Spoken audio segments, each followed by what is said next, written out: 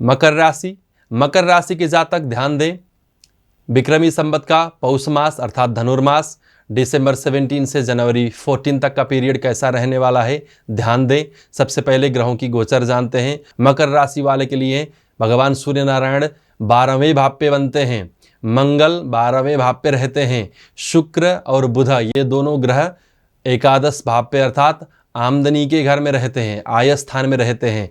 तो इन चारों ग्रहों के अलग अलग युति होने से आपको कैसा फल मिलने वाला है, आइए जानते हैं। भगवान भोलेनाथ की नगरी पशुपति से हम वीडियो रिकॉर्ड कर रहे हैं। आप हमें लोकपथ एस्ट्रो के इस हिंदी वर्जन में देख रहे हैं। जानते हैं सूर्य के 12वें भाव पे होने से क्या फल मिलता है। रविर द्वादशे नेत्र दोषम करोति, द्वादशे अर्थात व्यय स्थान पे 12वें भाव पे रवि अर्थात सूर्य के रहने से नेत्र दोषम करोति, आंखों में समस्या आ सकती है, तो आंखों को बचाएं।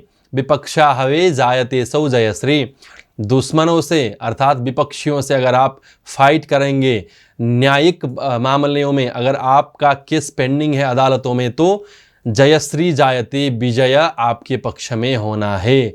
आप जयश्री को पाएंगे, आप विक्ट्री आपको मिलने वाली है सूर्य के द्वादश भाव पे रहने से, परंतु आँखों को बचाना होगा। और मंगल भी 12वें भाव पे, कुजे द्वादशे अर्थनाशम करोति, मंगल जैसा पाप ग्रह यदि व्यय स्थान पे रहेगा तो अर्थनाशम करोति, खर्चा ही बढ़ाएगा, धन का ही विनाश करेगा। साथ साथ मंगल अर्थात आपके शरीर का ऊर्जा, और ऊर्जा का भी नाश करेगा। सूर्य आपके शरीर के अंदरूनी गर्मी को रिप्रेजेंट करता है और मंगल ऊर्जा को रिप्रेजेंट करते हैं। सूर्य और मंगल ये दोनों के द्वादश भाव में रहने का अर्थ होता है शरीर की जो गर्माहट है उनमें भी कुछ समस्याएं कमी आ सकती है, और मंगल अर्थात ऊर्जा में जो भी है अर्थात ऊर्जा का भी क्षय हो सकता है। मंगल का और सूर्य का 12वें भाव में रहना इतना अच्छा नहीं माना गया है, परंतु शुक्र और बुध इन शुभ ग्रहों का एकादश भाव पे रहना बहुत अच्छा माना गया है, क्योंकि एकादश भाव में जितने भी ग्रह रहते हैं वो शुभ फल ही देते हैं। एकादश स्थान स्थिता सर्वे शुभ फल प्रदाः, ज्योतिष में एक मान्यता है कि एकादश भाव में रहने वाले जितने भी ग्रह होते हैं वो हमेशा ही शुभ फल ही देते हैं। तो शुक्र जैसा शुभ ग्रह यदि एकादश भाव में हो तो क्या नहीं करेगा। मकर राशि के जातकों के लिए शुक्र एकादश भाव पे हैं। भृगु लाभगो लाभदो यस्य लग्नात्, लग्न से एकादश भाव पे यदि भृगु अर्थात शुक्र हैं तो लाभदः, आपको फायदा ही देने वाले हैं। सरकार से या प्राइवेट सेक्टर से आमदनी होने वाले हैं।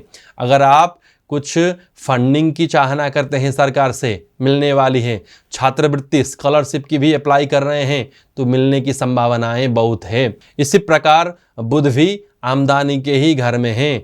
बुध जैसा बुद्धि का ग्रह जिससे हम फाइनेंस देखते हैं, अकाउंट देखते हैं, बैंकिंग सेक्टर देखते हैं, एजुकेशनल सेक्टर देखते हैं, इसका ग्रह बुध भी आमदनी के घर पे अर्थात आय स्थान पे रहने से इन सारे सेक्टर से आपको फायदा ही होने वाला है। इसलिए आप ध्यान दें, शुक्र और बुध की फायदा आप अच्छे से उठाएं, और सूर्य और मंगल को शांत करने के लिए सूर्य नारायण को अर्घ्य समर्पण करें, कुछ रक्त वस्त्र दान करें, या मंगल को शांत करने के लिए गणेश जी की उपासना करें, नित्य हनुमान चालीसा का पाठ करें।